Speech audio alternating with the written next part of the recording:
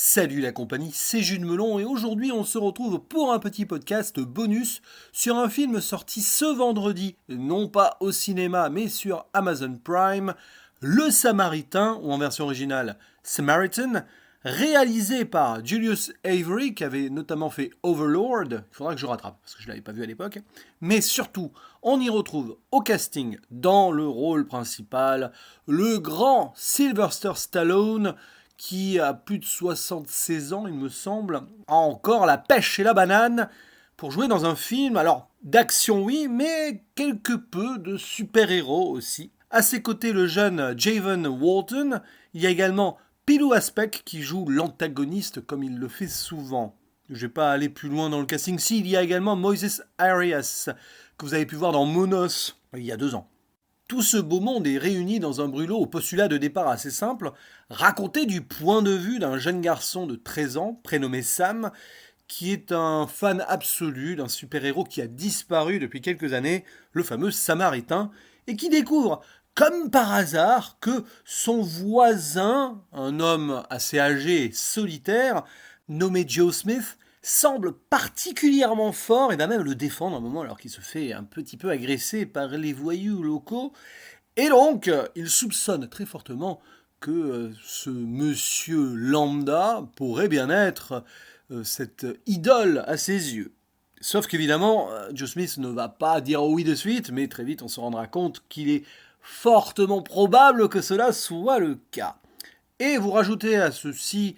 une sorte de gang local mené par un certain Sirius qui se rêve de devenir en fait l'antagoniste du Samaritain, un certain Némésis, qui s'avère être le frère jumeau de celui-ci, et on apprend que les deux se sont battus à la mort il y a quelques années, et que donc Némésis a disparu, enfin pour le coup carrément a péri, tandis que le Samaritain, lui, s'est volatilisé dans la nature. Donc c'est intéressant puisque ici on a le jeune garçon Sam qui rêve du Samaritain, on a ce Sirius en tant que, on va dire, chef de gang qui se rêve potentiellement le nouveau Némésis, et on peut imaginer qu'il va y avoir un nouvel affrontement entre le Samaritain éventuellement de retour à l'action, le jeune qui va suivre cet exemple, et Sirius qui va tenter d'être le bad guy à la hauteur d'un certain héritage, on va dire ça comme ça. Donc vous avez déjà ici une première thématique, celle de la transmission à travers les générations d'un mythe à un autre peut-être, qui pourrait s'installer à travers donc les actes et péripéties de ce long métrage.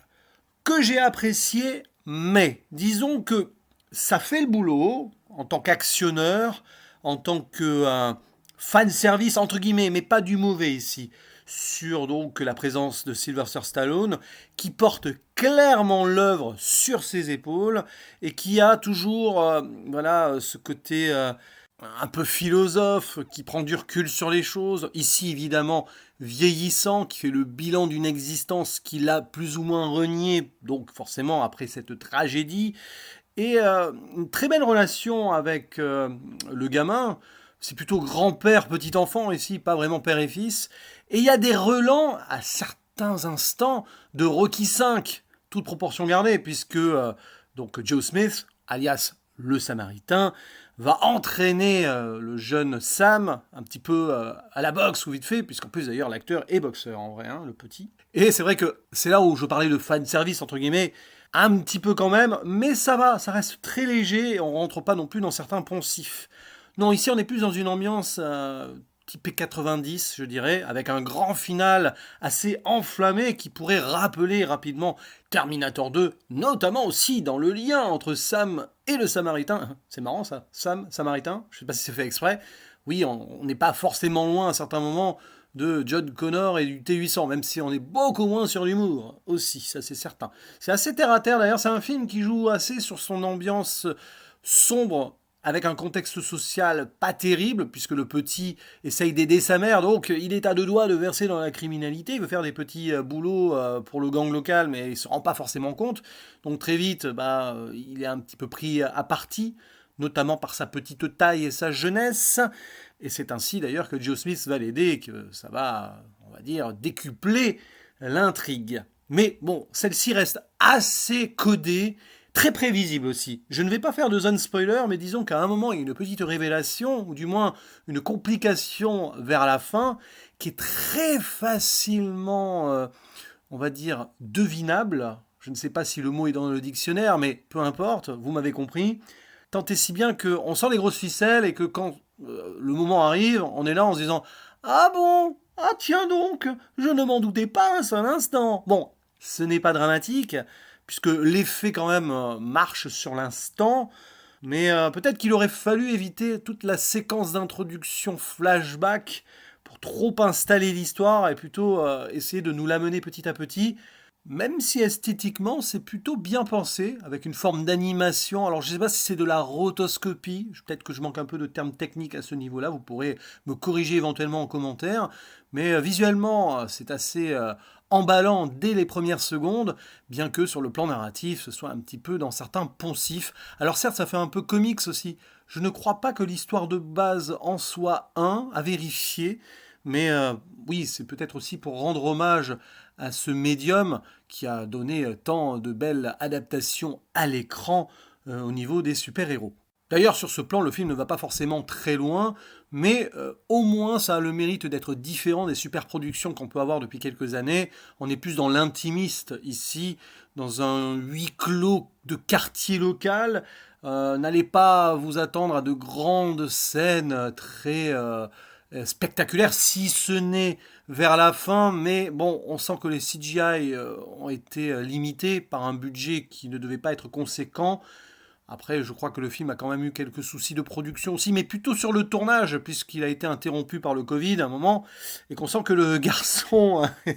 qui a 13 ans, alors je ne sais pas si l'acteur a 13 ans en vrai au moment donc, où ça a été fait, a un peu grandi sur quelques scènes. Enfin, ça paraît presque évident, alors je ne sais pas, c'est peut-être parce que j'avais lu l'information avant que j'ai eu cette impression, mais bon, peu importe. Ça reste quand même, de toute façon, très léger et acceptable. Donc voilà, c'est un film qui a ses défauts. Au-delà du duo principal, les personnages autour, bon, l'antagoniste, il est très lambda, mais à la rigueur, ça passe en mode grosse brutasse, méchant à l'ancienne, j'ai envie de dire. Le jeune acteur qui joue donc Sam, ça pêche un petit peu par moment quand même, mais bon, on va rester indulgent. Disons qu'on n'est pas au niveau de ce qu'on pouvait avoir dans des films comme Terminator 2, puisque j'en ai parlé, même Rocky 5, je trouve que Sage Stallone était plutôt bon, ou encore Last Action Hero, tiens, on peut y penser aussi à ce duo adulte un peu héros et enfant fan de cette personne. Donc ça reste clairement un brûlot mineur que j'aurais aimé voir au cinéma cependant, notamment pour voir si la conclusion passe mieux sur grand écran, parce qu'en soi, bon... c'est vrai que quand tu es sur ton ordinateur, oui, j'ai vu sur mon ordinateur, Amazon Prime, bah tu profites moins de ce genre de conclusion un petit peu pyrotechnique, on va dire ça comme ça. Mais non, je vous conseille quand même ce Samaritain, sans en attendre beaucoup. Si vous aimez Sylvester Stallone, on a quand même toujours le charisme intact de cet acteur qui vieillit bien comme du bon vin et qui surtout, on le sent, a cru en ce projet qu'il a d'ailleurs coproduit. Donc ça ne restera pas dans les annales de cette année 2022, mais ça peut faire du bien aussi, ramener à une forme de nostalgie tout en regardant vers l'avenir, puisqu'il y a cette idée de transmission qui jalonne tout le film. Voilà, donc n'hésitez pas à dire en commentaire ce que vous en avez pensé. Quant à moi, il ne me reste plus qu'à vous dire à la prochaine. Ciao!